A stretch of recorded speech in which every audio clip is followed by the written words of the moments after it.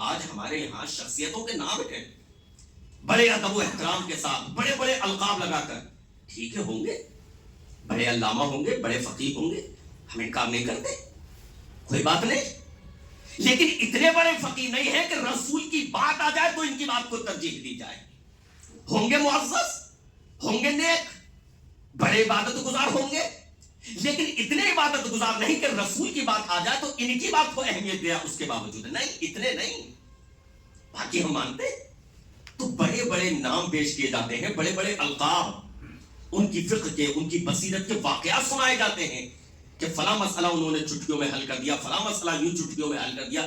ہم سب مانتے ہیں چلو ٹھیک ہے بھائی، ہوں گے، بہت بڑے فقیہ گزرے ہوں گے، بڑے علامہ گزرے ہوں گے، بڑی سمجھ بوجھ ان کے اندر ہوگی، لیکن ہم کہتے ہیں، ہم یہ کہتے ہیں دنیا میں احترام کے لائق ہیں جتنے لوگ، میں سب کو مانتا ہوں مگر مصطفیٰ کے بعد اتنے بڑے نہیں ہو سکتے کہ جناب محمد رسول اللہ پر ان کو ترجیح دے دوں، اتنے بڑے نہیں ہو سکتے۔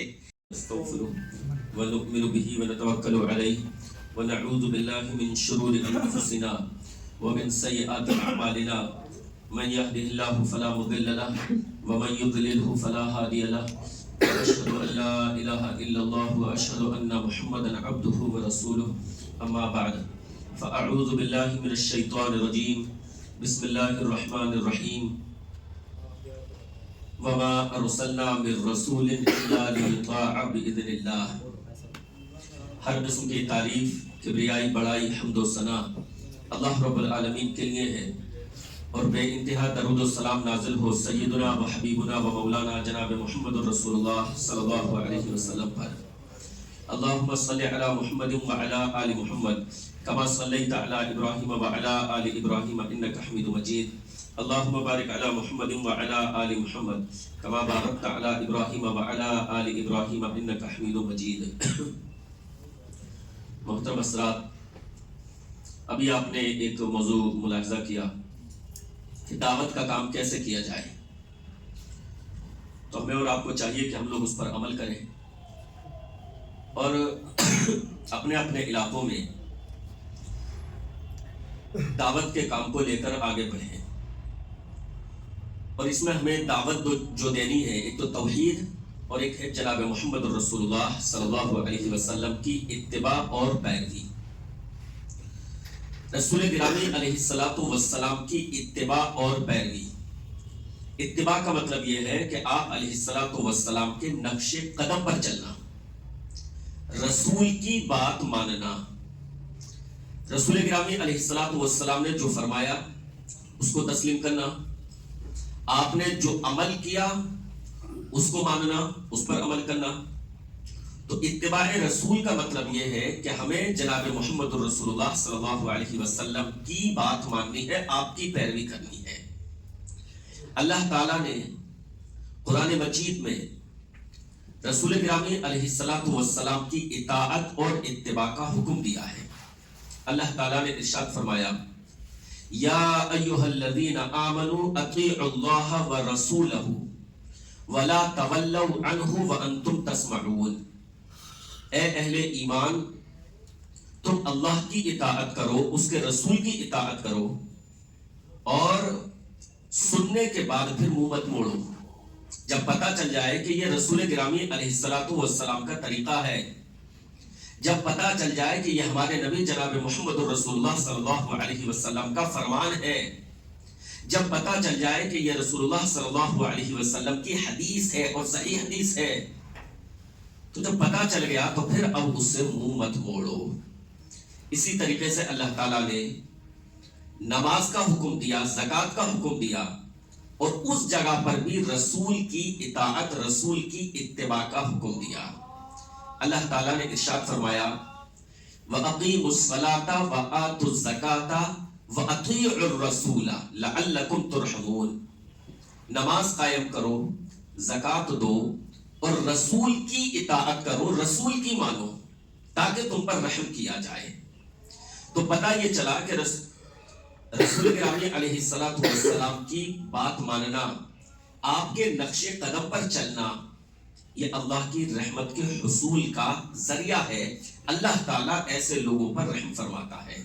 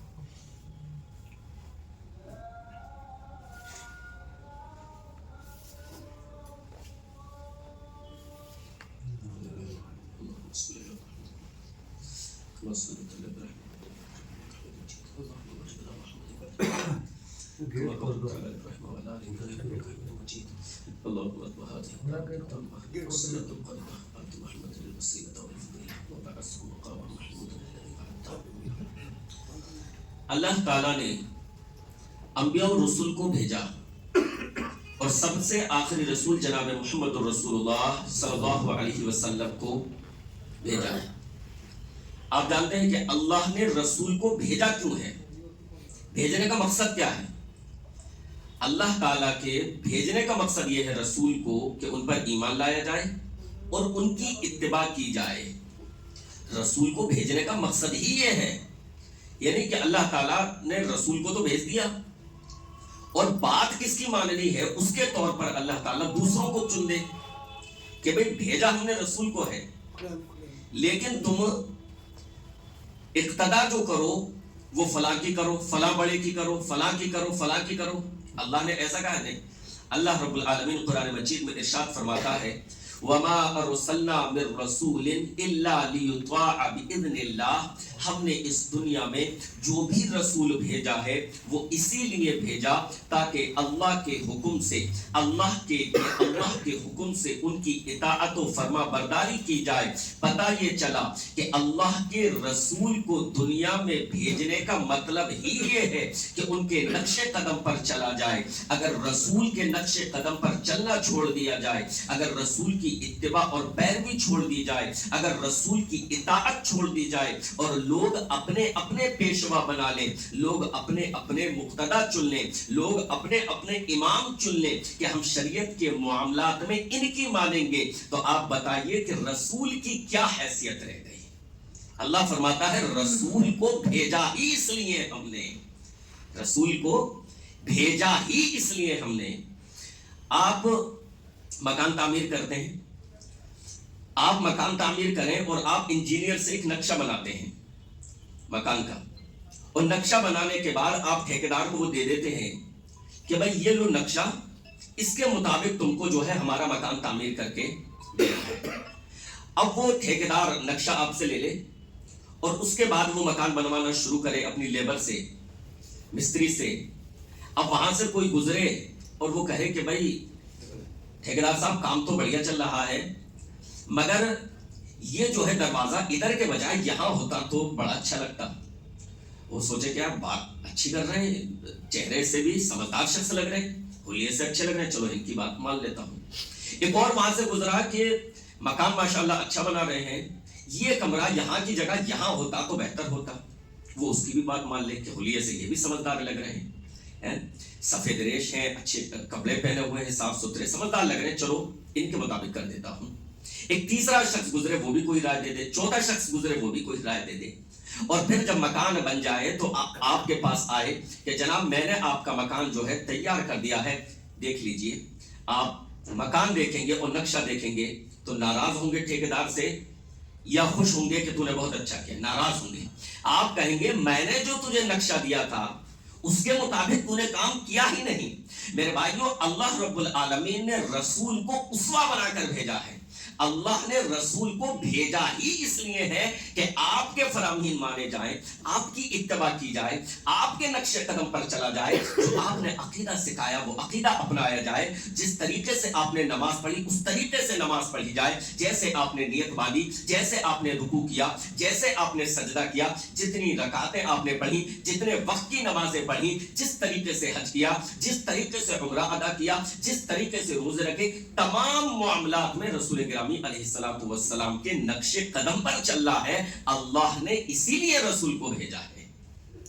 ہم کہیں کہ نہیں ہمارا ایمان تو ہے رسول پر، ہم مانتے ہیں رسول کو، لیکن عقیدے میں ہم فلاں کو مانیں گے، مسائل میں فلاں کو مانیں گے، فلاں مسئلے میں فلاں کو مانیں گے، تو اللہ تعالیٰ ہم سے خوش ہوگا؟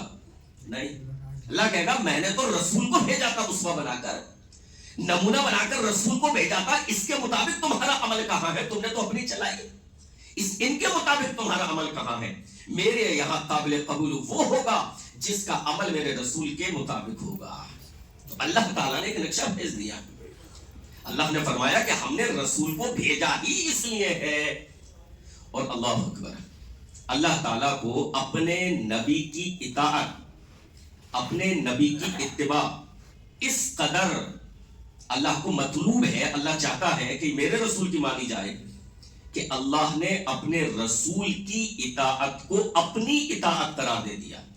اندازہ لگائیں، رسول کی مانتے ہو تو اللہ کی بھی مانتے ہو، اور رسول کی نہیں مان رہے تو گویا کہ اللہ کی نافرمانی کر رہے ہو۔ اللہ نے فرمایا من یطع الرسول فقد اطاع اللہ، جو رسول کی اطاعت کرتا ہے، جو رسول کی مانتا ہے، وہ دراصل اللہ کی اطاعت و فرما برداری کر رہا ہے۔ بلکہ اللہ تعالیٰ نے اپنی محبت کو رسول کی اتباع سے جوڑ دیا۔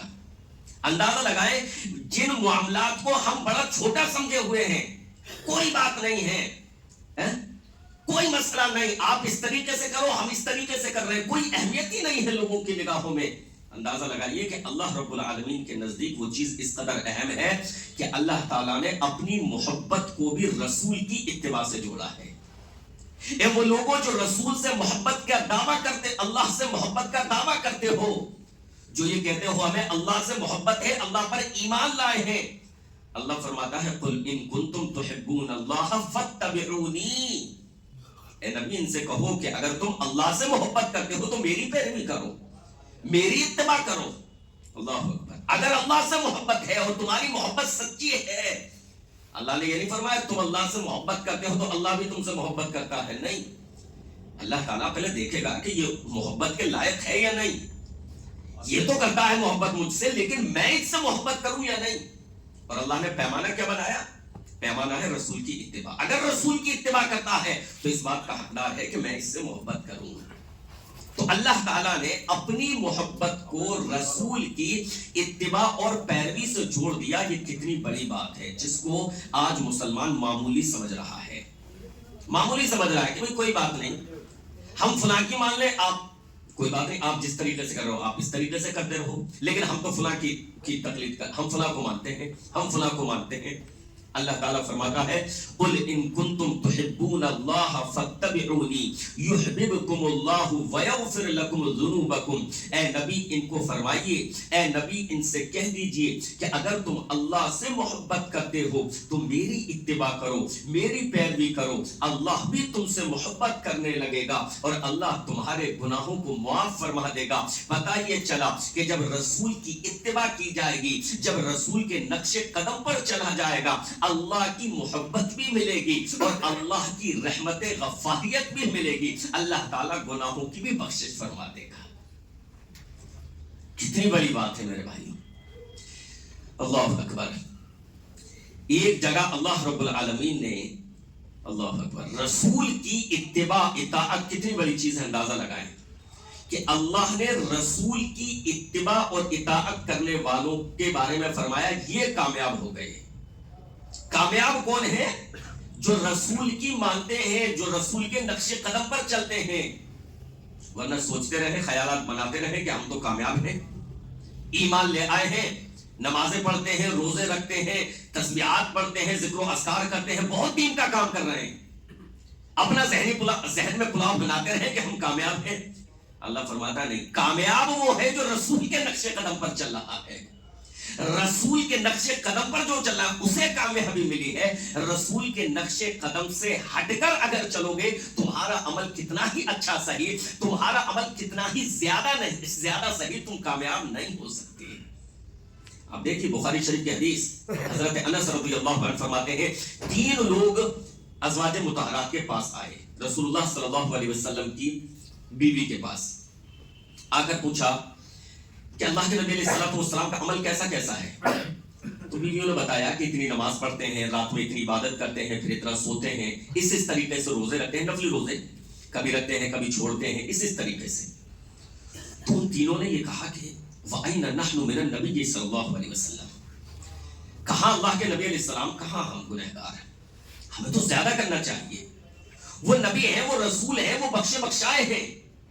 جب وہ اتنا عمل کر رہے ہیں تو ہمیں تو اور کرنا چاہیے. اب دیکھیے نیتیں اچھی تھیں لیکن نیت رسول سے آگے بڑھنے کی کر لی. ایک نے کہا میں پوری رات عبادت کروں گا، جبکہ رسول کریم علیہ السلام کا طریقہ کیا، سوتے بھی عبادت بھی کرتے. تمہارے جسم کا بھی تم پر حق ہے، آنکھ کا بھی حق ہے، بیویوں کا بھی تم پر حق ہے، لیکن اس نے کیا کہا، میں پوری رات عبادت کروں گا. دوسرے نے یہ ارادہ ظاہر کیا کہ میں ہمیشہ روزے رکھوں گا، نفلی رکھتا ہی رہوں گا. جبکہ نفلی روزے میں کیا ہے، سب سے افضل روزہ کہ ایک دن رکھے ایک دن چھوڑے. اگر زیادہ ہی رکھ رہا ہے تو مسلسل نہیں رکھنے. انہوں نے کہا کہ میں ہمیشہ روزہ رکھتا رہوں گا. تیسرے نے یہ کہا، یہ ارادہ بنایا کہ میں شادی ہی نہیں کروں گا. شادی کرو، بیوی بچوں کے جھمیلے میں پڑو تو آدمی پھر دور ہوتا ہے مسجدوں سے، اپنے کاموں میں مصروف ہو جاتا ہے. میں شادی ہی نہیں کروں گا. اللہ کے نبی علیہ السلام تشریف لائے. اما عائشہ صدیقہ رضی اللہ عنہا نے ذکر کیا، اے اللہ کے رسول صلی اللہ علیہ وسلم 3 لوگ آئے تھے، آپ کے عمل کے تعلق سے، آپ کے شب و روز کے تعلق سے دریافت کر رہے تھے. میں نے ان کو بتایا، انہوں نے اس ارادے کا اظہار کیا ہے. اللہ کے نبی علیہ السلام فوراً ان کے پاس گئے اور فرمایا انتم الذین قلتم کذا و کذا، تم ہی لوگ ہو جنہوں نے یہ باتیں کہی ہیں. کہا ہاں اللہ کے رسول صلی اللہ علیہ وسلم. آپ نے فرمایا واللہ انی لاخشاکم للہ واتقاکم لہ، اللہ کی قسم ہے میں اللہ سے تم میں سب سے زیادہ ڈرنے والا ہوں، سب سے زیادہ اللہ سے ڈرنے اور خوف کھانے والا ہوں. لیکن اس کے باوجود میں رات میں عبادت بھی کرتا ہوں اور سوتا بھی ہوں، روزہ رکھتا بھی ہوں نفلی اور کبھی چھوڑتا بھی ہوں، اور میں نے شادیاں بھی کی ہیں. اور فرمایا فمن رغب عن سنتی فلیس منی، جو میرے راستے سے ہٹ گیا، جو میری سنت سے ہٹ گیا، اس کا مجھ سے کوئی تعلق نہیں ہے. تو آپ دیکھیں کہ ارادے ان کے کیسے تھے. کوئی غلط ارادہ تو نہیں کیا تھا، یہ تو نہیں کہا تھا کہ نماز چھوڑوں گا، کسی نے یہ تو نہیں کہا تھا کسی پر ظلم و ستم کروں گا، کسی نے یہ نہیں کہا تھا کہ زنا کروں گا، جھوٹ بولوں گا. اچھی باتوں کا ذکر کیا تھا، نماز پڑھوں گا، روزہ رکھوں گا اور شادی نہیں کروں گا. کیوں؟ نیت کیا؟ تاکہ دین پر عمل کر سکوں. لیکن رسول اللہ صلی اللہ علیہ وسلم نے ڈانٹا. کیوں؟ اس وجہ سے کہ تم نے زیادہ عمل کا ارادہ تو کیا لیکن وہ عمل جناب محمد رسول اللہ صلی اللہ علیہ وسلم کے طریقے سے ہٹ گیا. پتہ یہ چلا کامیابی اس میں ہے کہ اللہ کے نبی علیہ السلام کی اطاعت اور فرمانبرداری کی جائے. کامیابی اس میں ہے. زیادہ عمل اگر رسول کے طریقے سے ہٹ کر ہو تو اس میں بھی کامیابی نہیں ہے. اسی وجہ سے اللہ تعالیٰ نے ارشاد فرمایا وَمَن يُطِعِ اللَّهَ وَرَسُولَهُ وَيَخْشَ اللَّهَ وَيَتَّقْهِ فَأُولَٰئِكَ هُمُ الْفَائِزُونَ. جو اللہ کی اطاعت کرتا ہے اور جو رسول کی اطاعت کرے، اللہ سے ڈرتا رہے، گناہوں کو چھوڑ دے، وہ کامیاب ہو گئے. وَمَن يُطِعِ اللَّهَ وَرَسُولَهُ فَقَدْ فَازَ فَوْزًا عَظِيمًا. جو اللہ اور اس کے رسول کی اطاعت کرے گا وہ کامیاب ہو گیا. تو رسول کے نقش قدم پر چل کر 4 رکعت بھی پڑھی، 2 رکعت بھی پڑھی، اللہ قبول فرما لے گا. رسول کے طریقے سے ہٹ کر 100 رکعت بھی پڑھ دی، اللہ منہ پہ مار دے گا. رسول کے طریقے کے مطابق کوئی شخص پڑھے 100 رکعت پڑھ لے اس طریقے کی کہ 1 رکعت میں 2 رکوع کرنے لگے. سجدے میں تو بڑا مزہ آ رہا ہے، چلو 2 سجدوں کی جگہ 4 کرتا ہوں 1 رکعت میں. ایک سجدہ کر لیا، دوسرا کیا، پھر سوچے سجدے میں ہی مزہ آ رہا ہے، پھر چلا جائے تیسرے سجدے میں. قبول کرے گا اللہ؟ اور اس طریقے سے پڑھ لے 100 رکعتیں، اللہ قبول فرمائے گا؟ نہیں. اور ایک شخص کھڑا ہو پورے خلوص کے ساتھ اور اپنی 2 رکعت پڑھے رات میں نفلی 2 رکعت، रसूल के तरीके के मुताबिक, अल्लाह कबूल फरमाएगा। तो रसूल के तरीके से हटकर अमल अगर ज्यादा भी हो तो अल्लाह ताला के यहां उसकी कदर नहीं है। और रसूल के तरीके के मुताबिक सुभान अल्लाह कहना भी अल्लाह को पसंद है। अल्हम्दुलिल्लाह कहने पर भी अल्लाह अजर अता फरमाएगा। अल्लाहु अकबर कहना भी अल्लाह को उसका महबूब है। तो रसूल के नक्शे कदम पर चलने की ये अहमियत है मेरे भाइयों, ये फजीलत है मेरे भाइयों। अल्लाह रब्बुल आलमीन ने कुरान मजीद में इरशाद फरमाया, भाई इख्तिलाफ होता है ना, इख्तिलाफ होता है कि कोई कुछ कह रहा है, कोई कुछ कह रहा है, कोई कुछ कह रहा है, हम क्या करें? फला मसलक वाले ये कह रहे हैं, फला मसलक वाले ये कह रहे हैं, फला मसलक वाले ये दावा कर रहे हैं, हम क्या करें? तो अल्लाह ताला कुरान मजीद में उसका हल बताता है कि तुमको क्या करना है। अल्लाह ने फरमाया, या अय्युहल्लज़ीना आमनू अतीउल्लाह व अतीउर रसूल व उलिल अम्रि मिनकुम। ए अहले ईमान, अल्लाह की इताअत करो, रसूल की इताअत करो, और जो तुम में साहिब मामला है उनकी। इताअत का लफ्ज इस्तेमाल नहीं किया, जब अल्लाह का लफ्ज इस्तेमाल हुआ तो वहां इताअत का लफ्ज इस्तेमाल किया। अतीउल्लाह, अल्लाह की इताअत करो। जब रसूल का लफ्ज इस्तेमाल किया तो वहां पर इताअत का लफ्ज इस्तेमाल किया। व अतीउर रसूल, रसूल की इताअत करो। और फिर आगे फरमाया व उलिल अम्रि मिनकुम, इताअत का लफ्ज इस्तेमाल नहीं किया। उलमा इसमें यह नुक्ता बयान करते हैं कि ये इस वजह से कि अल्लाह की इताअत और रसूल की इताअत ये असल है, और बाकी जो किसी की भी मानी जाएगी वो तब जब वो रसूल के फरामीन और अमल के मुताबिक काम करें।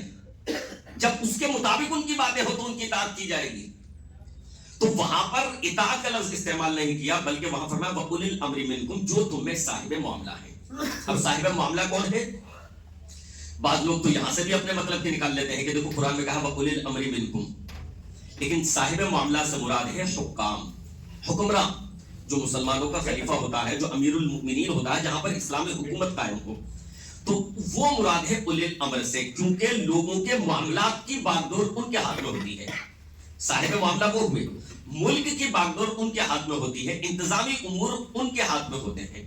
तो अल्लाह ताला ने उन्हीं की तरफ इशारा किया, अल्लाह की इताअत करो, रसूल की इताअत करो, और जो तुम्हारे साहिब मामला है यानी हुक्मरान तबका, उनकी इताअत करो, उनकी भी फरमाबरदारी करो, उनके खिलाफ बगावत की इजाजत नहीं है। फिर आगे अल्लाह ने इरशाद फरमाया, फ़इन तनाज़अतुम फ़ी शैइन फ़रुद्दूहु इलल्लाहि वर्रसूली, फरमाया अगर किसी मामले में तुम में इख्तिलाफ हो जाए तो तुम अपने मामले को अल्लाह और उसके रसूल की तरफ लौटा दो। अगर अल्लाह और आखिरत के दिन पर तुम्हारा ईमान है, अगर अल्लाह पर और आखिरत के दिन पर ईमान रखते हो, तो अपने आपसी इख्तिलाफात को अल्लाह और उसके रसूल की तरफ लौटा दो। मेरे भाइयों, अल्लाह की तरफ अपने मामलात को आप कैसे लौटाएंगे? रसूल की तरफ अपने मामलात को कैसे लौटाएंगे? आपका अल्लाह से तो डायरेक्ट कोई ताल्लुक नहीं है, रसूल भी आज हमारे दरमियान नहीं है। मेरे भाइयों, अल्लाह से मुराद कुरान, यानी अल्लाह के कुरान की तरफ अपने मामले को लौटाओ, और रसूल से मुराद अब जो है वो जनाब मोहम्मद रसूलुल्लाह सल्लल्लाहु अलैहि वसल्लम की हदीस है। रसूल तो हमारे सामने नहीं है इस वक्त। तो फरमाया कि जब किसी मामले में तुम्हारा इख्तिलाफ हो जाए, फ़इन तनाज़अतुम फ़ी शैइन फ़रुद्दूहु इलल्लाहि वर्रसूली, तो अपने उस इख्तिलाफ को कुरान और हदीस पर पेश करो। गोया के इख्तिलाफात को खत्म करने का वाहिद जरिया है इत्तिबाए रसूल सल्लल्लाहु अलैहि वसल्लम। जब तक नबी की जात को, इख्तिलाफात को खत्म करने के लिए मरकज नहीं करार दिया जाएगा, तब तक मुसलमानों के आपसी इख्तिलाफात नहीं खत्म हो सकते। क्यों?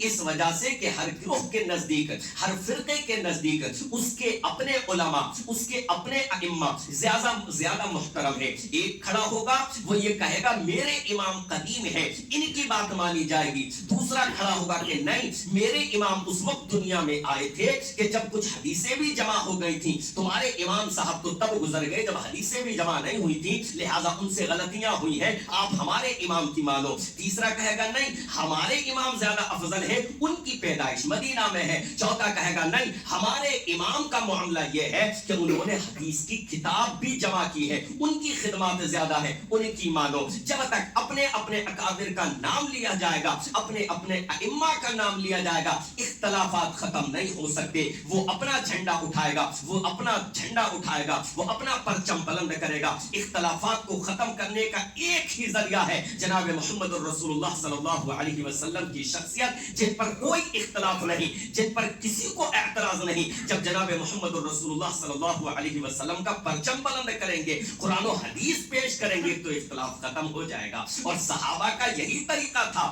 ان میں بھی بعض معاملات میں بعض دفعہ اختلاف ہوئے، لیکن ان کی خوبی یہ تھی کہ جیسے ہی ان کے سامنے کسی صحابی نے حدیث کو پیش کیا، میں نے اللہ کے رسول سے ایسا سنا ہے، فوراً اختلاف ختم ہو گیا.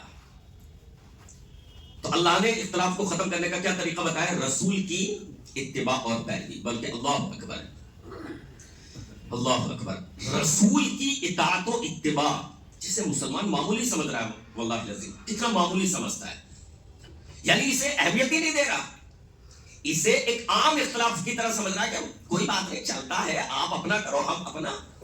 اللہ رب العالمین نے یہاں تک فرمایا کہ تم پکے مومن اس وقت ہو ہی نہیں سکتے جب تک کہ رسول کی عدالت سے فیصلہ نہ لے لو. اللہ نے فرمایا فلا وربک، اے نبی آپ کے رب کی قسم ہے، یعنی اللہ نے اپنی قسم کھائی ہے. معلوم ہے اللہ نے قرآن مجید میں کئی چیزوں کی قسم کھائی ہے. ہمارے اور آپ کے لیے کس کی قسم کھانا ہے؟ صرف اللہ کی. اللہ کے علاوہ کی قسم نہیں کھا سکتے. من حلف بغیر اللہ فقد اشرک. تو ہم اور آپ صرف اللہ کی قسم کھائیں گے. لیکن اللہ رب العالمین نے قرآن میں اپنی مخلوق میں سے کسی کی بھی قسم کھائی ہے، کیونکہ اللہ سے بڑا کوئی نہیں ہے. تو اللہ کس کی قسم کھائے؟ اللہ نے کسی کی بھی قسم کھا لی، اس کے لیے روا ہے. وہ مالک ہے، وہ خالق ہے، وہ جیسا چاہے کرے، کسی کو اعتراض نہیں ہو سکتا.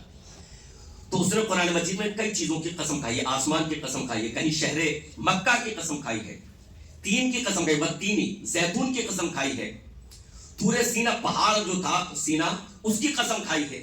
اللہ نے مختلف چیزوں کی قسم کھائی ہے. لیکن اللہ نے اس مقام پر اپنی بات کو شروع کرنے سے پہلے اپنی قسم کھائی. فلا وربک، اے نبی آپ کے رب کی قسم ہے، لا یؤمنون حتی یحکموک فیما شجر بینہم، یہ لوگ اس وقت تک ایمان والے نہیں ہو سکتے جب تک کہ یہ اپنے آپسی اختلافات میں آپ کو جج نہ بنا لیں، آپ کو فیصلہ کرنے والا نہ بنا لے. پتہ یہ چلا کہ مسلمان کے ایمان کا تقاضا یہ ہے کہ وہ اپنے اختلافات کو جناب محمد الرسول اللہ صلی اللہ علیہ وسلم کی عدالت سے حل کرے. نبی کی عدالت کیا ہے؟ یہ حدیث. جو حدیث میں ہے اس میں نبی کا عمل ہے، اس میں نبی کے فرامین ہے، اس میں نبی کی رہنمائی ہے، اس میں نبی کی پوری زندگی ہے. تو فرمایا کہ اس وقت تک یہ پکے مومن نہیں ہو سکتے جب تک کہ اے نبی اپنے آپسی معاملات میں، اپنے آپسی اختلافات میں یہ آپ کو حکم نہ بنا لیں یا آپ کو فیصلہ کرنے والا نہ بنا لیں. فلا وربک لا یؤمنون حتی یحکموک فیما شجر بینہم ثم لا یجدوا فی انفسہم حرجا مما قضیت ویسلموا تسلیما. تین چیزوں کا حکم دیا. یہ اس وقت تک ایمان والے نہیں ہو سکتے جب تک کہ نمبر ایک اپنے آپسی معاملات میں آپ کو اپنا حکم فیصلہ کرنے والا نہ بنا لیں. نمبر دو دوسری صفت ان میں کیا ہونی چاہیے؟ ثم لا یجدوا فی انفسہم حرجا مما قضیت، آپ کی طرف سے جو فیصلہ ملے اس سے اپنے دل میں تنگی محسوس نہ کریں. ہوتا ہے نا کہ چلو ٹھیک ہے اس پر سہمتی ہو جاتی ہے دو لوگوں کے درمیان، چار لوگوں کے درمیان، کہ چلو اس مسئلے میں ہم حدیث تلاش کرتے ہیں یا حدیث دریافت کرتے ہیں کسی عالم سے کہ اس مسئلے میں حدیث کیا ہے. سہمتی ہو گئی کہ ہم فیصلہ حدیث سے کریں گے. لیکن ہوتا کیا ہے کہ جب حدیث کسی کے فیور میں آ جاتی ہے تو وہ دوسرے والے جو ہیں ان کے دلوں میں گھٹن محسوس ہونے لگتی کہ یار میرا تو مسلک یہ تھا، اس کے مطابق حدیث نہیں ملی، حدیث تو اس کے مطابق مل گئی جو یہ کہہ رہا تھا. تو دل میں یہ گھٹن جو ہوتی ہے نا، جو تنگی محسوس ہوتی ہے، اللہ نے فرمایا اگر یہ بھی دل میں پیدا ہو رہی ہے تو اس کا مطلب یہ ہے ایمان میں کمی ہے. رسول کی بات آنے کے بعد دل میں تنگی تو ایمان میں کمی ہے.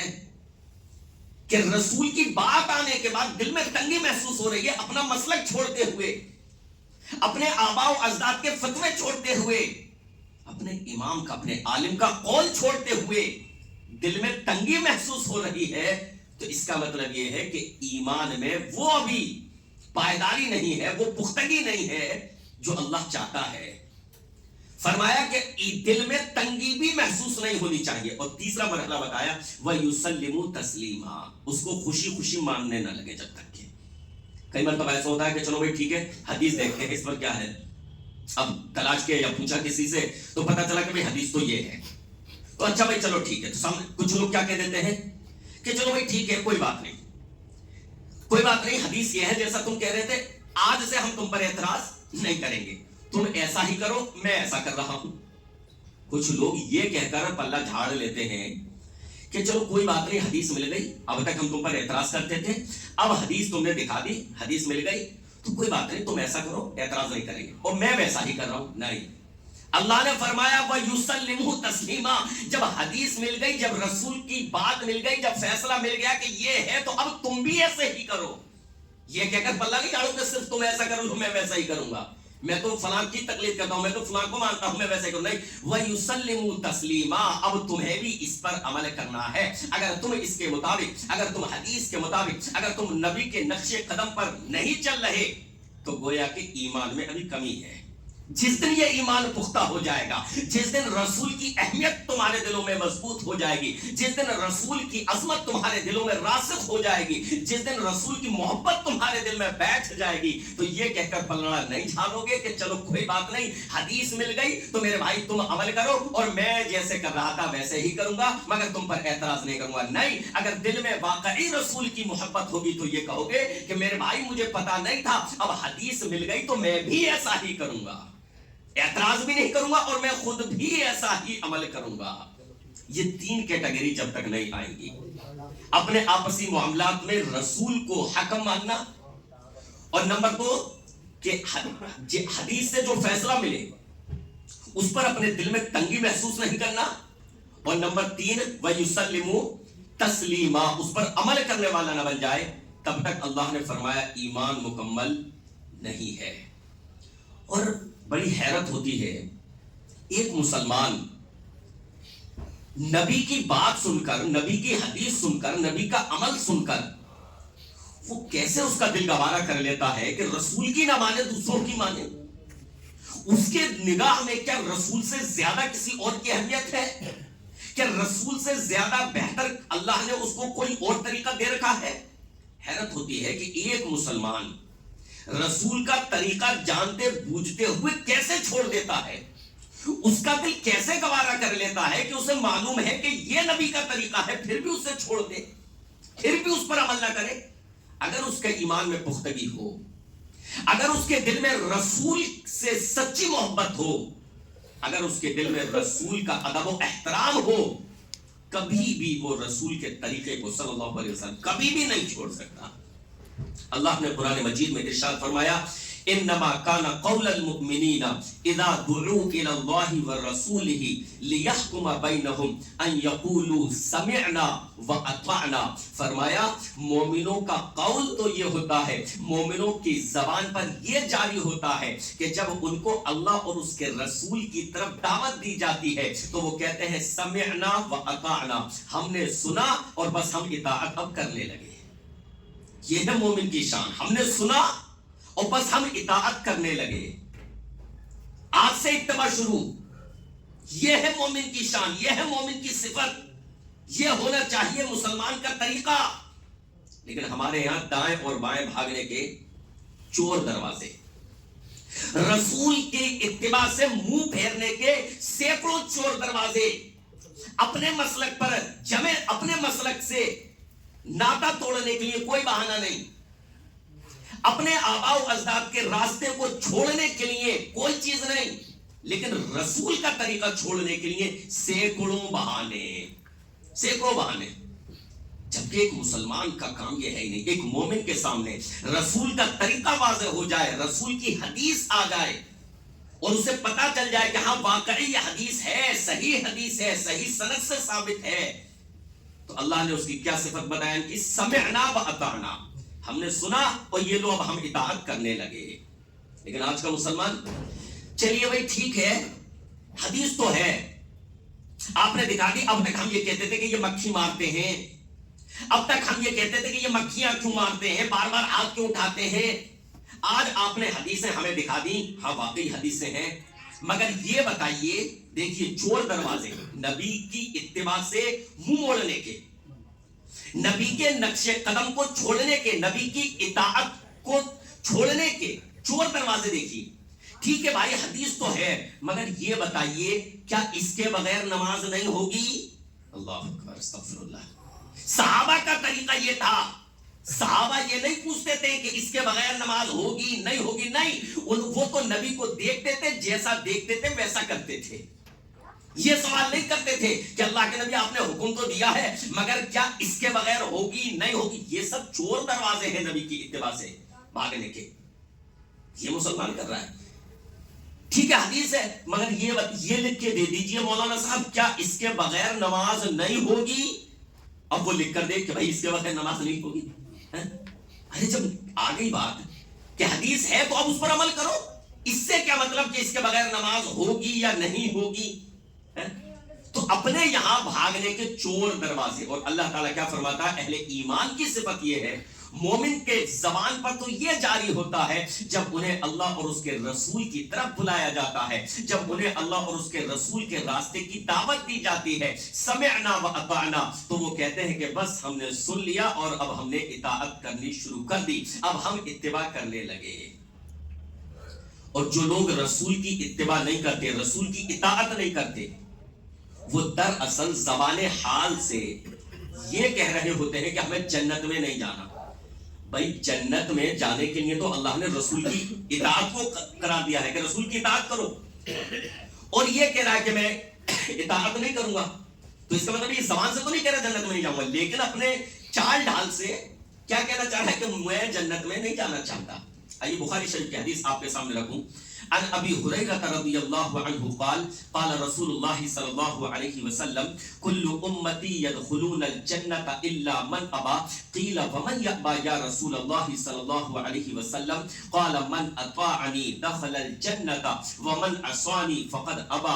رواہ البخاری. فرماتے ہیں ابو ہریرہ رضی اللہ عنہ رسول گرامی علیہ السلام نے ارشاد فرمایا میری ساری کی ساری امت جنت میں جائے گی سوائے اس کے جس نے انکار کر دیا. صحابہ کو تعجب ہوا جنت میں جانے سے کون انکار کرے گا. قیل ومن یأبا یا رسول اللہ. فرمایا اے اللہ کے رسول صلی اللہ علیہ وسلم انکار کون کرے گا یا انکار کرنے والا کون ہے. آپ نے فرمایا من اطاعنی دخل الجنة ومن عصانی فقد ابا.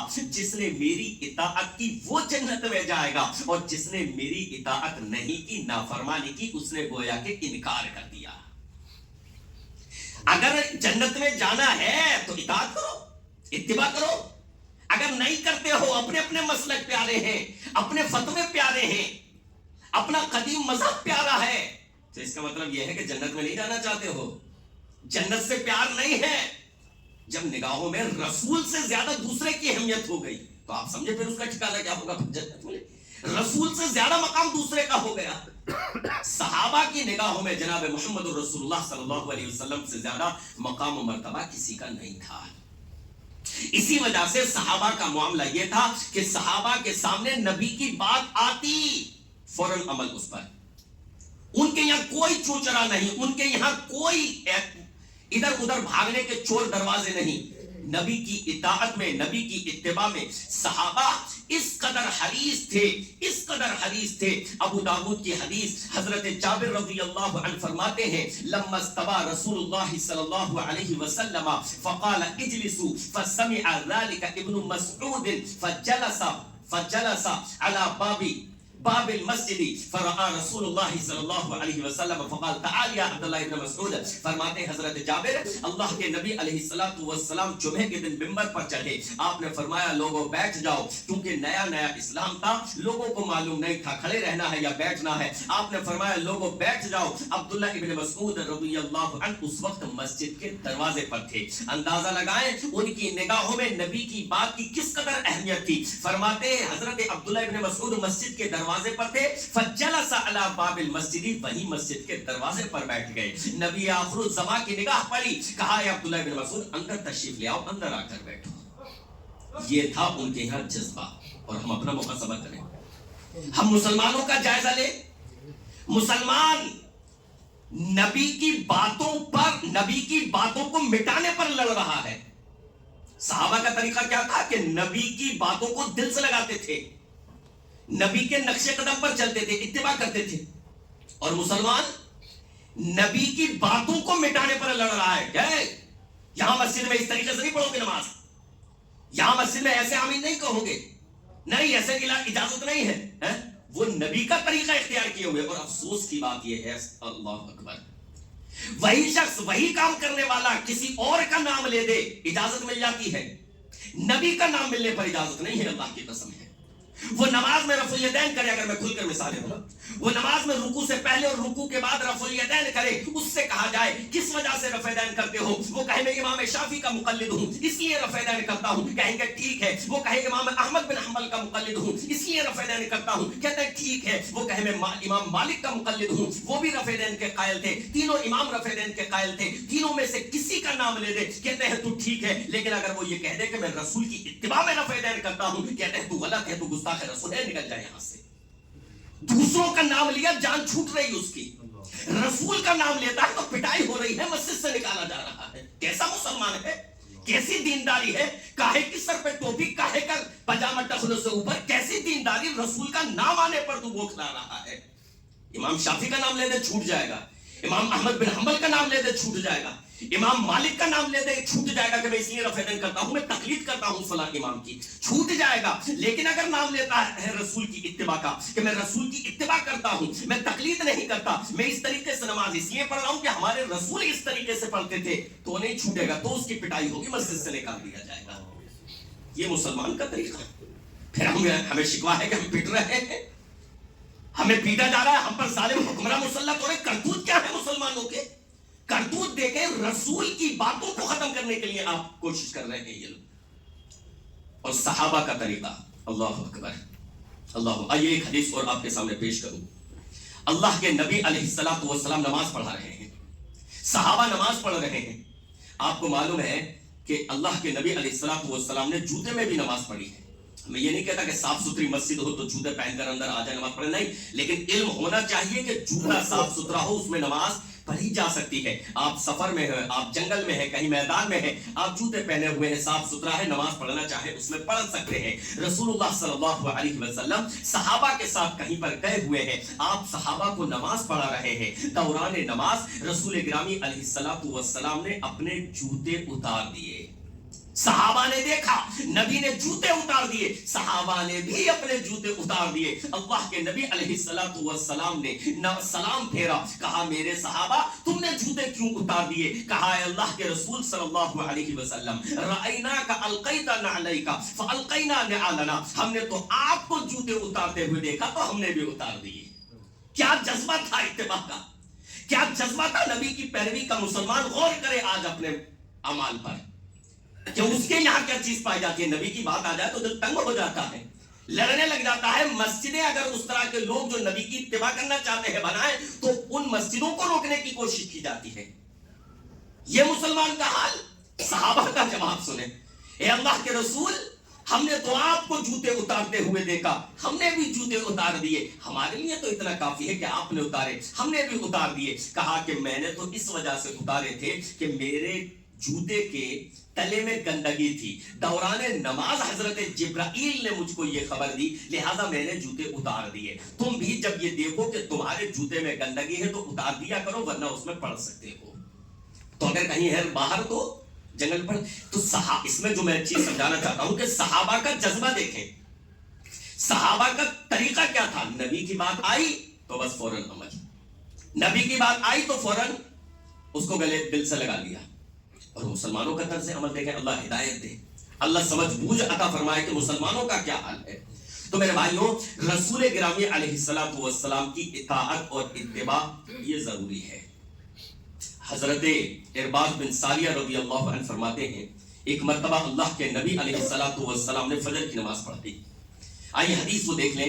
عن ارباز بن ساریہ رضی اللہ عنہ قال صلی بنا رسول اللہ صلی اللہ علیہ وسلم فخطبنا خطبتن موعظتن بلیغتن ذرفت منها العیون ووجلت منها القلوب فقال قائل یا رسول اللہ صلی اللہ علیہ وسلم كأنها موعظة مودع فأوصنا فقال رسول اللہ صلی اللہ علیہ وسلم اوصیکم بالسمع والطاعة اوصیکم بالتقوى والسمع والطاعة وإن عبدا حبشيا فإنه من يعش منكم بعدي فسيرى اختلافا كثيرا فعليكم بسنتي وسنة الخلفاء الراشدين المهديين عضوا عليها بالنواجذ وإياكم بمحدثات الأمور فإن كل محدثة بدعة وكل بدعة ضلالة. فرماتے ہیں ارباز بن ساریہ رضی اللہ عنہ اللہ کے نبی علیہ السلام نے نماز پڑھائی، نماز کے بعد ہماری طرف رخ کیا اور آپ نے ایسی تقریر فرمائی، ایسا واعظ فرمایا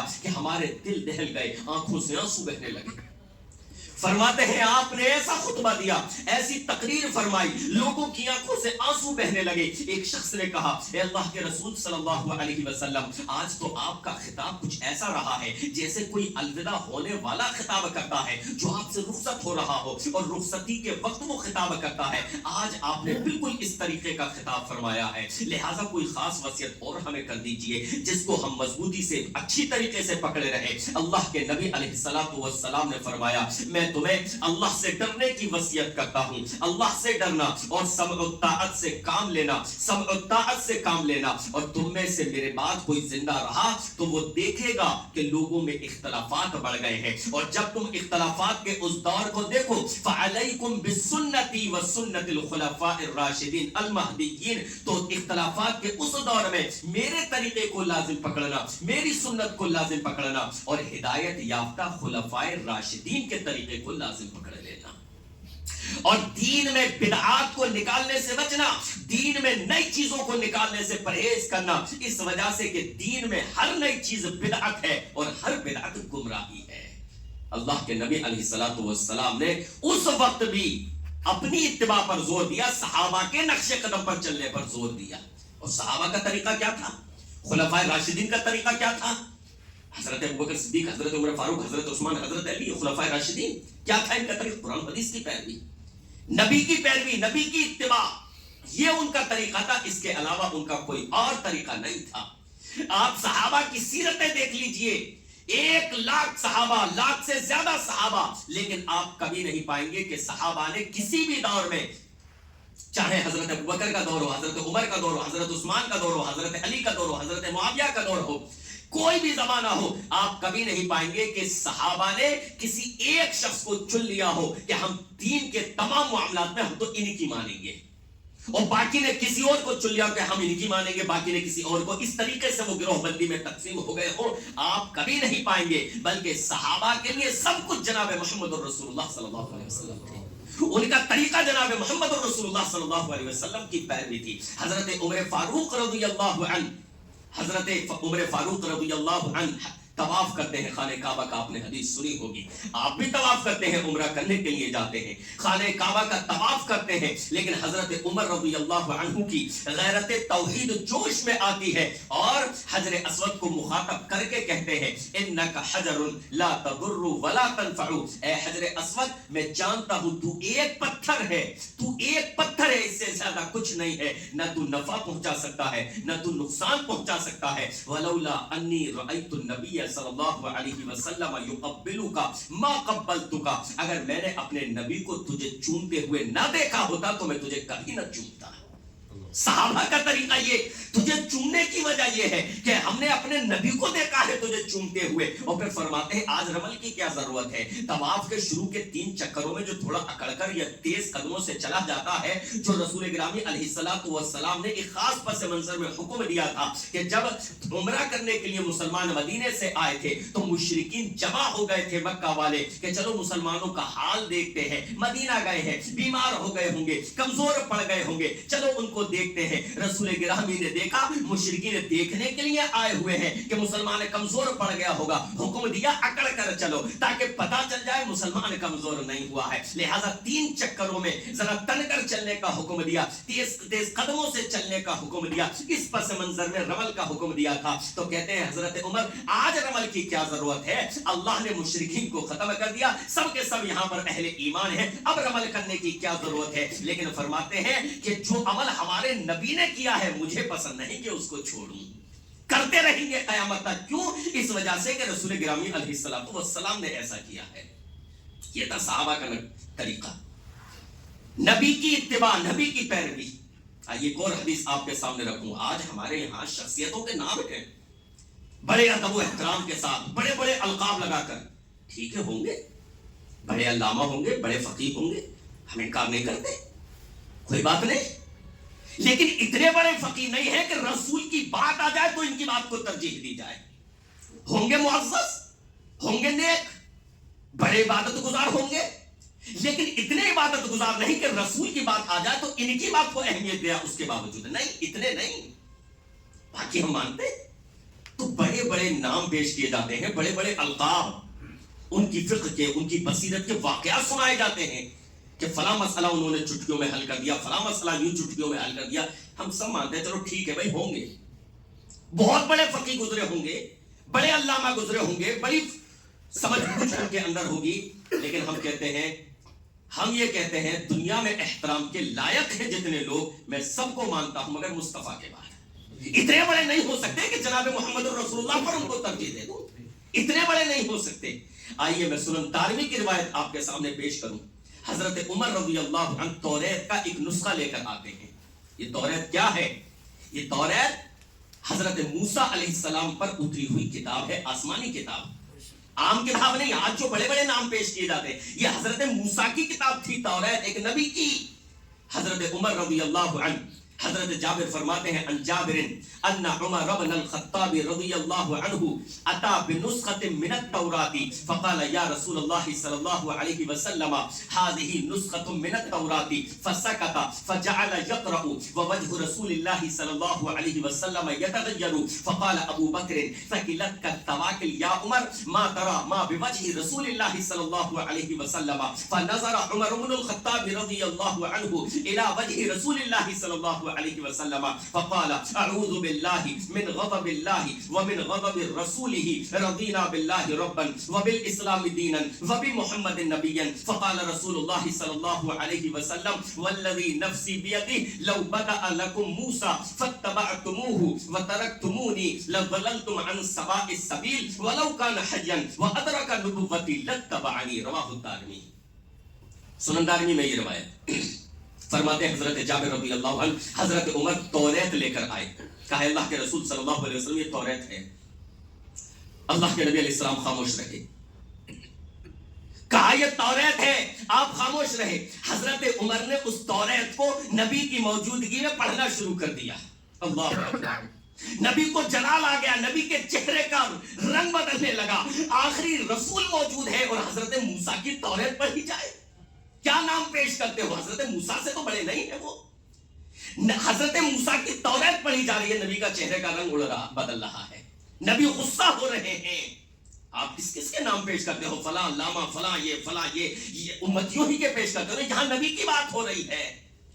हजरत उमर तौरात पढ़ रहे हैं, रसूल गिरामी अलैहिस्सलातु वस्सलाम गुस्सा होने लगे कि मैं मौजूद हूं इनके दरमियान, इसके बावजूद तौरात पढ़ी जा रही है। हजरत अबू बकर ने देखा, कहा ए उमर, गुम करने वालियां तुमको गुम कर दे, पढ़े जा रहे हो, नबी का चेहरा नहीं देख रहे हो। हजरत उमर ने अपनी निगाह उठाई, कहा अल्लाह के रसूल, मैं अल्लाह की पनाह में आता हूं, मैं अल्लाह की पनाह में आता हूं, अल्लाह के गजब से, उसके रसूल के गज़ब गजब से मैं अल्लाह की पनाह में आता हूं। ए अल्लाह के रसूल, मेरे पढ़ने का मकसद ये नहीं है कि मैं इस्लाम से फिर गया हूं। रज़ीना बिल्लाहि रब्बन व बिल इस्लामि दीनन व बि मुहम्मदिन नबिय्यन, मैं इस्लाम को अपना दीन मानता हूं, आपको अपना नबी मानता हूं, अल्लाह को अपना रब मानता हूं। यानी पढ़ने का मकसद ये नहीं है कि मैं दीन मुहम्मदी से फिर गया हूं, बल्कि यूं ही पढ़ रहा हूं। अल्लाह के नबी अलैहिस्सलातु वस्सलाम ने फरमाया कि अगर मूसा भी आज तुम्हारे दरमियान जिंदा होते, अल्लाह अकबर, अंदाजा लगाए, फरमाया अगर मूसा भी अगर आज तुम्हारे दरमियान होते और तुम मेरे अलावा उनकी پیروی کرتے تو گمراہ ہو جاتے.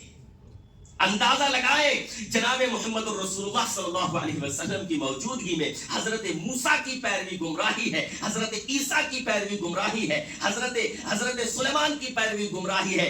آخری رسول کے آنے کے بعد اب باقی انبیاء کی پیروی اور ان کے نقش قدم پر چلنا یہ گمراہی ہے. تو نبیوں کے علاوہ کسی امتی کو اس مقصد سے پکڑ لیا جائے کہ ہم اسی کے نقش قدم پر چلیں گے تو یہ گمراہی ہوگی یا نہیں؟ جب نبیوں کے طریقے پر نہیں چلتے, باقی ان کے طریقے پر جب نہیں چل سکتے تو کسی اور کے پر چل سکتے ہیں. نبی وہ, رسول وہ جن کو اللہ نے چنا ہے, اللہ نے انتخاب فرمایا ہے. باقی کی تو گارنٹی بھی نہیں ہے, باقی کی گارنٹی بھی نہیں ہے, لیکن ان کی تو گارنٹی ہے. جب ان کو نہیں تھام سکتے, ان کی تقلید نہیں کر سکتے, تو پھر کسی امتی کی کیسے کی جا سکتی ہے؟ اللہ کے نبی علیہ السلام نے آخر میں یہ بھی فرمایا وَلَوْ كَانَ حَيًّا وَأَدْرَكَ نُبُوَّتِي لَاتَّبَعَنِي, اور اگر موسیٰ آج زندہ ہوتے اور میری نبوت کو پا لیتے تو وہ بھی میری اتباع کرتے, وہ بھی میری اتباع کرتے. پتہ یہ چلا اگر حضرت موسیٰ زندہ ہو, اگر حضرت عیسیٰ زندہ ہو, اگر حضرت ابراہیم زندہ ہو, اگر حضرت یوسف بھی آ جائے, اگر حضرت سلیمان بادشاہ اور نبی وہ بھی آ جائیں, یہ سارے انبیاء تشریف لے آئے اور ہمارے آخری رسول جناب محمد رسول اللہ صلی اللہ علیہ وسلم موجود ہو, تو سارے انبیاء نبی کی پیروی کریں, تو کسی امتی کے لیے جائز ہو سکتا ہے کہ وہ کسی اور کی پیروی کرے؟ کون اس لائق ہے کہ رسول کی بات آنے کے بعد پھر اس کی بات کو ترجیح اور اہمیت دی جائے؟ اس لیے میرے بھائیوں اس بات کو سمجھو, ہم آپ کے خیر خواہ ہیں, دشمن نہیں ہیں. ہم آپ کے خیر خواہ ہیں, ہم آپ کی بھلائی چاہتے ہیں کہ بھلائی اس میں ہے کہ رسول گرامی علیہ الصلوۃ والسلام کی اتباع اور پیروی کی جائے. اللہ رب العالمین سے دعا ہے کہ رب العالمین مسلمانوں کو اس نقطے کو سمجھنے کی توفیق عطا فرمائے. رب العالمین مسلمانوں کے دلوں میں نبی کی عظمت کو صحیح طریقے سے بٹھا دے, نبی کی محبت کو صحیح طریقے سے بٹھا دے, اور اتباع کا جو حق ہے اس چیز کو اللہ رب العالمین مسلمانوں کو سمجھا دے. آمین یا رب العالمین. وصلی اللہ تعالی علی رسول خیر خلقہ محمد و آلہ و اصحابہ اجمعین برحمتک یا ارحم الراحمین.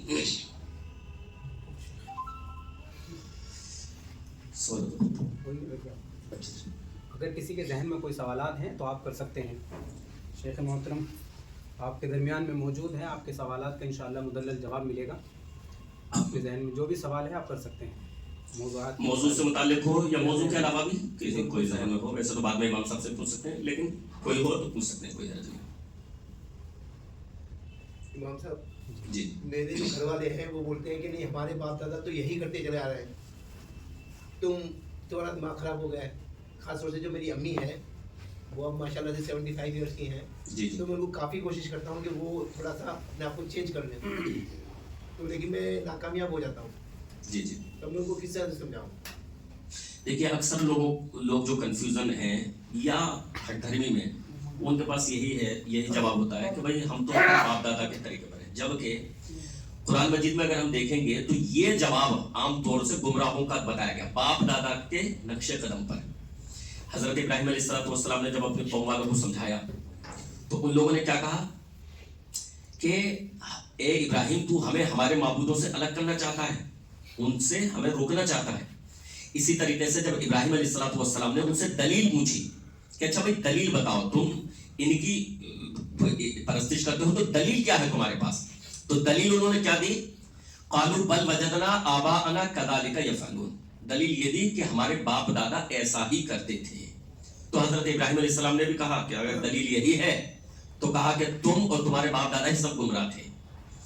تو یہ دلیل کبھی بھی نہیں ہوتی ہے کہ ہمارے باپ دادا ایسا کرتے تھے. دلیل جو ہوتی ہے وہ اللہ کی بات ہوتی ہے اور رسول کی بات. اور اب جو آخری رسول اللہ نے بھیجا وہ کسے؟ جناب محمد رسول اللہ صلی اللہ علیہ وسلم کو. تو ہمارے لیے دلیل جو ہے وہ اللہ کی بات یعنی قرآن مجید اور حدیث جناب محمد رسول اللہ صلی اللہ علیہ وسلم کی. اور قرآن و حدیث کو صحابہ کے طریقے پر سمجھنا ہے, قرآن و حدیث صحابہ کو طریقے پر سمجھنا, تو یہ چیز دلیل ہے. بہرحال لوگوں کا عام طور پر یہی رویہ ہوتا ہے کہ کیا ہم اپنے باپ دادا کو سمجھا دیں, تو ہم اپنے باپ دادا کے طریقے کو چھوڑ دیں, تو انہیں سمجھایا جا سکتا ہے. آپ نے سمجھانا ہے پیار سے محبت سے, مان جائے تو ٹھیک ہے اور نہیں مان رہے تو بھئی آپ نے اپنا فریضہ ادا کر دیا. اللہ تعالیٰ نے خود رسول گرامی علیہ السلام سے کہا انک لا تہدی من احببت ولکن اللہ یہدی من یشاء. اے نبی آپ جسے چاہیں ہدایت نہیں دے سکتے, اللہ جسے چاہے ہدایت دے سکتا ہے. تو اپنا کام ہے حق بات پہنچا دینا, باقی ہدایت تو اللہ کے ہاتھ میں ہے، اللہ چاہے گا تو ہدایت ملے گی، اور اگر ان کے نصیب میں نہیں ہے تو ہدایت نہیں ملے گی. تو اپنا کام ہے سمجھانا، تو سمجھا دیجیے بس، اور مسلسل دعوت کا کام کرتے رہیے، ان کو مسلسل سمجھاتے رہیے. اچھا ایک سوال اور ہے صاحب، وہ ان لوگوں کو کبھی اتنی تعلیم نہیں مل پائی جن لوگوں کو، جی وہ ہمیشہ ہی پرانے زمانے کے حساب سے کہ وہ بہت اچھے تھے، وہ ایسا کرتے تھے، تو کیا وہ لوگ جنت میں جائیں گے؟ دیکھیے جو لوگ گزر گئے ان کے بارے میں تو ہم کوئی فیصلہ نہیں کرتے، اور کرنا بھی نہیں چاہیے کہ وہ جنت میں جائیں گے یا جہنم میں، کیونکہ ان کے سامنے جب وہ معاملہ تھا تو قرآن یا حدیث ان کو ملا یا نہیں ملا، سامنے ان کا تھا یا نہیں، یا انہوں نے جہالت میں وہ فتویٰ دیا، جہالت میں وہ عمل کر رہے تھے، یعنی اس چیز کا علم ہی نہیں تھا ان کو، تو وہ سارے معاملات ہیں. تو اللہ تعالیٰ نے بھی فرمایا کہ وہ جو لوگ گزر گئے وہ گزر گئے، ان کا معاملہ اللہ کے سپرد ہے، ہمیں اس سے کوئی فائدہ بھی نہیں ہونے والا بات وہ لگا کر کہ بھائی وہ جنت میں جائیں گے یا جہنم میں. ہم بس یہ جانتے ہیں کہ آج ہمارے سامنے قرآن و حدیث کی دلیلیں ہمارے سامنے موجود ہیں، تو ہمیں اس کے مطابق عمل کرنا چاہیے. جو گزر گئے، اگر آپ کے ماں باپ بھی کوئی بھی پوچھیں کہ بھائی ان کے بارے میں بتائیے، پھر کہیے ہم اس کے مکلف نہیں ہیں، ہم وہ بتانے کے ذمہ دار نہیں ہیں کہ ہمیں فیصلہ کرنا ہی ہے کہ وہ جنت میں جائیں گے یا جہنم میں. وہ اللہ بہتر جانے، اللہ کیا معاملہ کرے گا وہ اللہ کے پاس پہنچ گئے. ہم یہ جانتے ہیں کہ آج ہمارے سامنے رسول گرامی علیہ السلام کا طریقہ ہے، اب اگر ہم اس پر عمل نہیں کریں گے تو اللہ ہم سے ناراض ہوگا، ہم یہ جانتے ہیں، بس ہمیں ان کے بارے میں نہیں. تو یہ کہہ دیں اتنا کافی ہے. ان کے لیے دعا تو جیسے دعا کر سکتے ہیں. اگر صرف دعا کرنے کے لیے جو منع کیا گیا ہے کہ اگر کسی کے بارے میں علم ہے کہ وہ شرک کرتا ہے تو اس کے بارے میں دعائے مغفرت نہیں ہے. دعائے مغفرت، اب ان کا انتقال ہو گیا ہے تو جو شرک پر مرا ہے اس کے لیے دعائے مغفرت نہیں ہے، وہ کوئی بھی ہو اس کے لیے دعائے مغفرت نہیں ہے. اللہ کے نبی علیہ الصلوۃ والسلام کے چچا ابو طالب بہت ہمدرد تھے رسول اللہ علیہ السلام کے، اور بہت زیادہ آپ کی حمایت کی، اور آپ کو اپنی اولاد سے زیادہ محبت دی، اولاد سے زیادہ انہیں سپورٹ کی جناب ابو طالب نے. اور رسول گرامی علیہ الصلوۃ والسلام آخری وقت تک کوشش کرتے رہے کہ چچا آپ ایمان لے آئیں، کلمہ توحید پڑھ لیں، مگر وہ ایمان نہیں لائے. اور کیونکہ دوسرے لوگ بھی بہکا رہے تھے اس وقت، یہ ابو جہل وغیرہ یہ سب موجود تھے، وہ کہتے تھے کیا باپ دادا کے دین سے پھر جاؤ گے. دیکھیے لوگوں کی گمراہی کا ایک بڑا سبب یہی ہے کہ باپ دادا کا دین.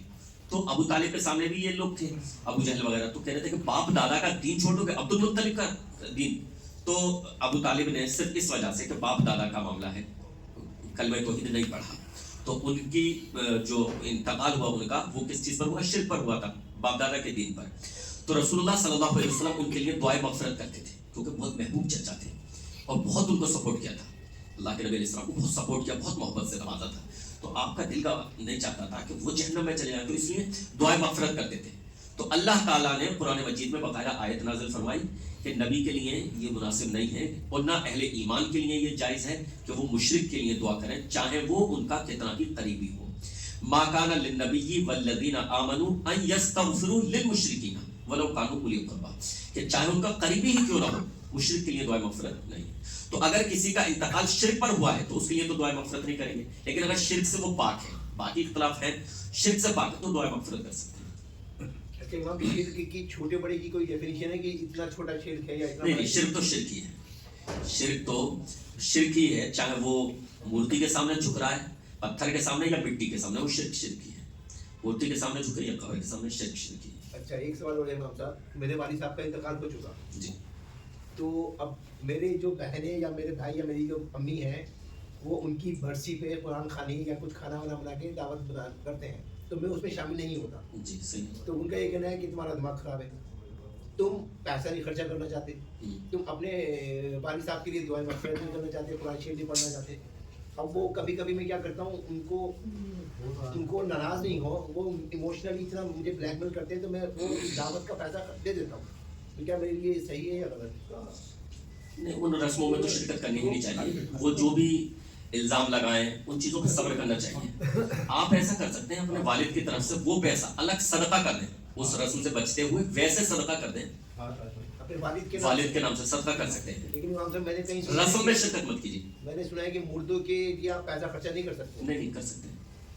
مردے کے لیے مالی، یہ تو ایک ہے بدنی عبادت اور ایک ہے مالی عبادت. تو بدنی عبادت جو ہے جو ہم جسم سے کرتے ہیں جیسے نماز پڑھنا بھی بدنی عبادت جو ہے یہ نہیں کر سکتے ہیں لیکن مال یہ کر سکتے ہیں مال خرچ کر سکتے ہیں اس کے آپ پیسے سے ان کے نام کی مسجد بنوا دیں مسجد میں دے دیں کسی بیوہ کو دے دیں کسی یتیم کو دے دیں کسی کی بچی شادی نہیں ہو رہی ہو اس میں خرچ کر دیں اس کی شادی کروا دیں کسی کا قرض اتروا دیں جو بھی کہیں نل لگوا دیا پانی کا انتظام کر دیا جو بھی تو مال خرچ کر سکتے ہیں میت کے لیے قربانی بھی کر سکتے ہیں ان کے نام سے قربانی میں تھوڑا سا اختلافی مسئلہ ہے تو قربانی سے بچنا ہی چاہیے ثابت نہیں ہے میت کی طرف سے قربانی ثابت نہیں ہے اس پیسے کو صدقہ کر دیں جس میں کوئی اختلاف نہیں ہے صدقہ کرنے میں تو کوئی اختلاف نہیں ہے کسی مسلک میں اختلاف کہ میت کی طرف سے مال خرچ کر سکتے اہل حدیث کے ہی امام صاحب یہ بولتے ہیں کہ نہیں جو ایک مر گیا اس کا اکاؤنٹ بند ہو گیا آپ اس کے نام سے کچھ نہیں کر سکتے نہیں وہ غلط ہے کون صاحب ہے کس نے امام صاحب نام تو پتہ نہیں کیا ہے نہیں ویسے نہیں لیکن ایسا میں نے نہیں سنا تھا کسی اہل حدیث سے بھی تو کوئی ہو سکتا ہے کوئی ہو کہیں سے فارغ ہوئے ہو کبھی ایسا ہو جاتا ہے کہ کئی مرتبہ انسان کیونکہ ادارے میں تو اس نے پڑھا باہر نکلا تو اتنا زیادہ مزہ نہیں ہے مسائل کا علم نہیں ہے تو کئی مرتبہ غلطی کر دیتا ہے تو اپنا تو منہج یہ ہے کہ بھائی غلطی کسی سے بھی ہو سکتی ہے غلطی نہیں ہو سکتی تو صرف جناب محمد رسول اللہ صلی اللہ علیہ وسلم سے تو کسی نے اگر ایسی بات کہی بھی ہے تو وہ قابل قبول نہیں ہے کیونکہ حدیث سے اجازت ملتی ہے حدیث سے اذا مات اللہ کے نبی علیہ السلام نے فرمایا اذا مات الانسان انقطع عنه عمله الا من ثلاث صدقۃ جاریۃ او علم ينتفع به او ولد صالح يدعو له یا صدقۃ جاریۃ او علم ينتفع به او ولد صالح يدعو له کہ جب انسان مر جاتا ہے تو اس کے عمل کا سلسلہ ختم ہو جاتا ہے ٹوٹ جاتا ہے سوائے تین چیزوں کے ایک تو صدقہ جاریہ اس کا اسے اجر و ثواب ملتا رہتا ہے اب صدقہ جاریہ کیسا بھی چاہے اس نے اپنی زندگی میں کیا ہو یا بعد میں اس کی اولاد اس کی طرف سے کرتی ہے بس صدقہ جاریہ جو بھی ہے اس کا جو ثواب اسے ملتا رہتا ہے یا پھر اس کا علم اس سے لوگ فائدہ اٹھائیں کسی نے کتاب لکھ دی توحید پر سنت پر کسی اور مسئلے پر اس سے لوگ جب تک فائدہ اٹھائیں پڑھیں اسے بھی اجر و ثواب ملے گا جس کا انتقال ہو گیا مرنے کے بعد بھی یا کسی کی تقریر یوٹیوب پر اپلوڈ ہے لوگ جب تک اسے سنیں فائدہ اٹھائیں تو اسے بھی اجر و ثواب ملے گا تو ایک تو صدقہ جاریہ ہو گیا ایک علم اور ایک بتایا او ولد صالح یدعو له اس کی نیک اولاد جو اس کے لیے دعا کرتی ہے اس کا بھی سب فائدہ ملتا ہے تو اللہ کے نبی علیہ السلام نے خود وضاحت کر دی ہے کہ تین چیزوں کا اسے ملتا ہے جی شیخ اذان جی